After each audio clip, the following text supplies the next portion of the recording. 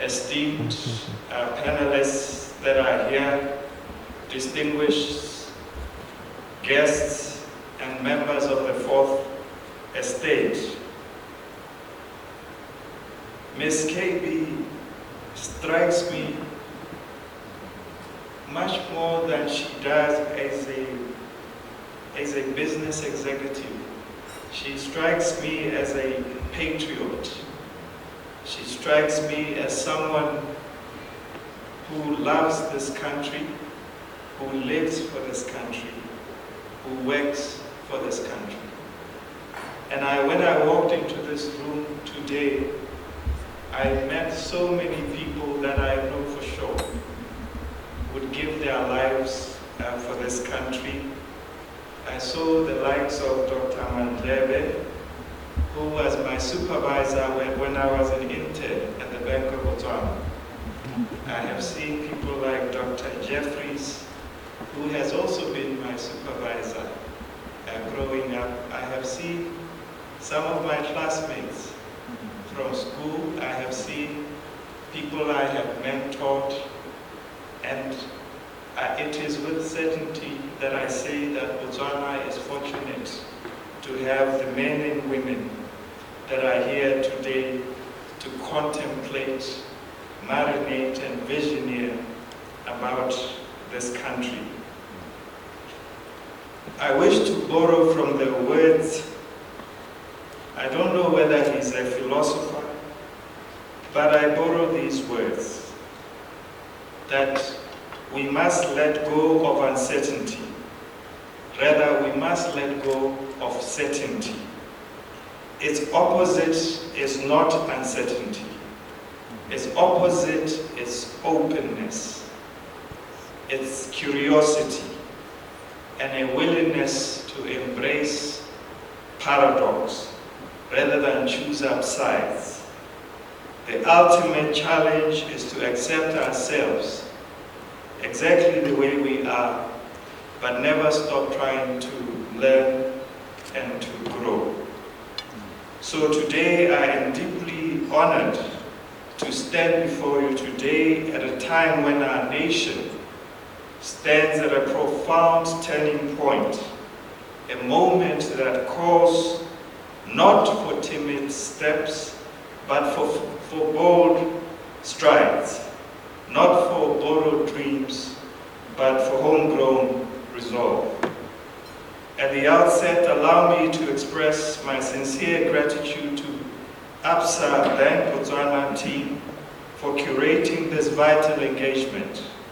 We gather under the banner of a compelling theme, leveraging pension funds for infrastructure development, fostering economic growth, and creating long-term value for beneficiaries. This moment is no ordinary meeting of minds. It is a moment of shared contemplation, a sacred pause in our fast-moving world to reflect on a profound question. How can we, as custodians of a public good, wield the promise of pension capital to build a Botswana that is a paradigm of fairness, a paradigm of unity in our authenticity, a paradigm of shared prosperity?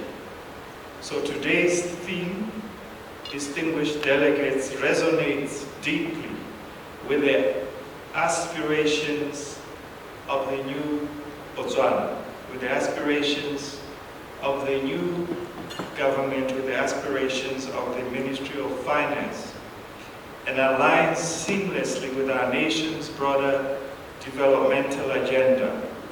It is the blueprint of a new development compact that affirms our dignity, that restores our agency, and unlocks the untapped potential sleeping within our borders. There is a yearning in the air, a true yearning for building a Botswana that is the best managed country on the African continent, a yearning of building a Botswana that is a true paradigm, as I said, of fairness, of unity, and of shared prosperity. Philosopher Immanuel Kant once said, "Out of the crooked timber of humanity, no straight thing was ever built." Indeed, nation building is not linear. Far from it. It requires sacrifice, it requires discipline, it requires agility, it requires diligence, it requires foresight. And most of all, it requires, as I've already said, unity in authenticity. For far too long, developing nations, including our own Botswana, have been conditioned to look outward for solutions. Yet within our own institutions, among our own people, lie a pool of patient capital, pension funds that can be harnessed to write a different story. Pension funds represent not just savings, but the dreams of teachers, the dreams of engineers, the dreams of public servants, the dreams of citizens who have served a quiet dignity, who have served with quiet dignity, and now deserve a return that is both secure and transformational. It is a time for Botswana to unlock this domestic capital, to use it as a lever for inclusive infrastructure development, and to shift from dependence to dominion, from passivity to purpose. The path we seek is not uncharted. Across the world, pension funds have become powerful instruments of nation building. Canada, through its Canada Pension Plan Investment Board, has become a global benchmark. But it didn't start as a global investor. It initially concentrated on developing core infrastructure, energy, roads, ports within Canada. Today, the Canadian Pension Fund manages over 600 billion Canadian dollars, a portion of which remains invested domestically within Canada. In Australia, superannuation funds have been channeled into domestic real assets, including renewable energy, hospitals, and social housing. Their logic is simple: build a strong economy and you protect the long-term interests of retirees. The Netherlands, through their own fund, have integrated a dual mandate to achieve strong returns and support economic transformation. Their investments in smart cities, in clean transport, in digital infrastructure serve as examples of what's possible when purpose meets strategy. You know, I remember many years ago, I visited my uncle. I was with my parents, and my uncle, actually a grandfather, wanted to know what exactly it is that I do and what exactly it is that I study. I tried to explain. I tried to explain abstract mathematics, economics, and finance, and he was listening very carefully. And he kept a long silence. At the end of it all, he says to me, okay, I hear all of it. Tell me, what is it that you sell? Just tell me, what is it that you sell? And I thought carefully about this. And it is the same thought that I have even today, when I am among experts such as yourselves. I wonder what it is that you sell, or what is it that is at the crux of what is going to be the discussion today. And I said to him, that I organize ideas, I crystallize ideas. Once I organized ideas and crystallized ideas and filtered ideas, I then rearrange them into concreteness. In mathematical terms, those who are mathematicians, there are things that are called vector spaces or topological spaces or spaces, abstract spaces. Now, when you have vector spaces or topological spaces, and you have them on both sides. One side you have a vector space, this side you have another vector space. This vector space behaves in a certain way. This vector space behaves in another way, perhaps different from this other vector space. Something needs to happen in between to translate what is in this vector space into this new vector space. Where we are now, we have a vector space of tremendous resources, of pension funds. And then on the other side, we have a vector space of a transformed country, transformed infrastructure, a great country. Something needs to happen in between. In mathematical terms, this vector space and this vector space actually are the same. And in mathematical space, it's called, they are isomorphic. The pension funds, the resources that we have, are the same thing as concrete infrastructure, the same thing as a transformed nation. They are one in the same thing. What it needs is men and women that are able to translate the pension funds, the resources, into concrete, transformative country. And I hope that this discussion today will bring that to bear.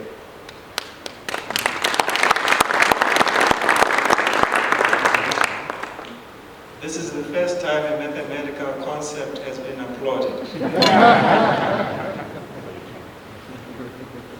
But I have been talking about developed nations, yet their strategies echo a universal truth, that nations that own their development pathways are nations that prosper. It's not charity that built Canada or Australia, but vision. It is vision, it is discipline, and it is commitment to investing at home that built these nations. So we too have a solid foundation. We have everything that we need. We have the resources, both financial and human. The recent policy mandating a progressive elevation of domestic investment thresholds should not be perceived as a limitation, but rather as a pivotal opportunity. It is an invitation to harness our own capital, to sculpt our own destiny, to invest in our own future with an unwavering pride and strategic foresight. We are learning every day, deliberately and humbly, that while policy must lead, it must never do so alone. In times past, the winds of reform may have shifted without the steady voices of those most affected. Today we choose, and we must choose, a different path.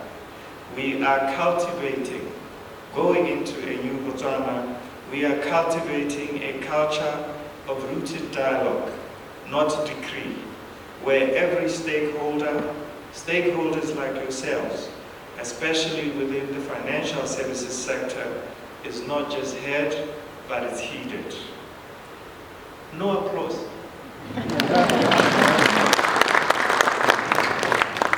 For although we do not dwell in the past, we carry its lessons forward like lanterns, guiding us toward a future where policy is shaped not in isolation, but in communion.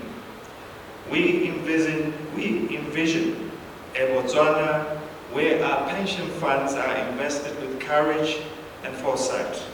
A new Botswana where we build mega infrastructure, whether it's the North-South Economic Corridor with the high-speed rail and logistic hubs, or in affordable housing and student accommodations in our urban and peri-urban areas, or is the development of renewable energy infrastructure to secure and mitigate climate risk, or creating special economic zones that empower our youth with jobs, innovation, and access to markets, or even catalyzing our digital infrastructure to drive financial inclusion and e-governance.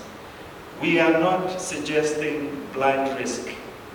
We advocate for structured, well-governed, and commercially viable investments, where public and private sector work hand in hand to de-risk infrastructure projects through blended financial instruments, credit enhancements, and long-term project pipelines. Let us empower the institutions, all the institutions, with the potential to transform these resources into concrete reality. The Botswana Development Corporations, the public officers' pension funds, to co-invest in transformational projects anchored in professional risk management and robust returns. Let us develop a pension infrastructure investment platform where projects are selected with transparency, evaluated with technical rigor, and governed with fiduciary discipline. And at the core of this shift lies the pensioner. The pensioner. We are not sacrificing returns. We are redefining returns with the understanding that true value is not merely numeric. It is social, it is economic, it is intergenerational. Let me leave you with the words of the African sage, Kwame Nkrumah. It is clear that we must find an African solution to our problems, and that this can only be found within African unity. And in our case, let us unite in our authenticity. Let us be true to who we truly are. Let us be true, Mr. Singing, to who we are, to our songs and our poems and our golden sunsets, to the beautiful egrets and the white-headed herons of the Okavango. Let us be true to our beautiful savannah land, true to our zebras and our lions, true to the way we smile and the way we walk and the way we dance, true to who we truly are. Botswana's path to develop status will not be paved by external donors. It will be paved by ourselves, our own finesse, our own creativity, our own investors, our own workers, our own pensioners and engineers, our own planners, believing in our shared destiny. Let us rise to this occasion. Let us invest in ourselves. Let us invest in our people. Let us build this country. Let us build this beautiful Botswana, where capital flows within an Amman before it flows outward, and the dreams of our retirees build the bridges of our tomorrow. This is our moment. This is our moment to seize. Let us seize it with clarity.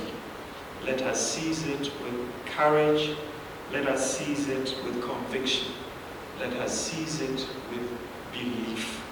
Let us build this beautiful country into becoming the best managed country on the African continent, the paragon of fairness, of unity and shared prosperity. Thank you very much.